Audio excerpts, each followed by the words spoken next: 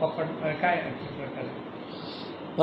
आज रोजी सकाळी 10:30 ते 11 वाजेच्या दरम्यान शहाड ते टिटवाळा दरम्यान आमच्या GRP आणि RPF टीमला एका माणसाजवळ जवळपास 11,000ची 200 बॉटल अशी दारू मिळालेली आहे. त्याच्यावर आम्ही महाराष्ट्र दारूबंदी कायद्यान्वये कारवाई केलेली आहे.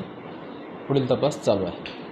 यामध्ये कोणती दारू म्हणजे काय? यामध्ये देशी दारू आहे, विदेशी दारू आहे, असे एकूण लहान मोठे अशा 200 बाटल्या आम्ही हस्तगत केलेल्या आहेत. हा व्यक्ती कोण आहे? काय पार्श्वभूमी आहे? हा व्यक्ती खडवली ते राहणार आहे. त्याचं नाव आहे नथुराम तांबोळे, वय वर्ष 52. पुढील तपास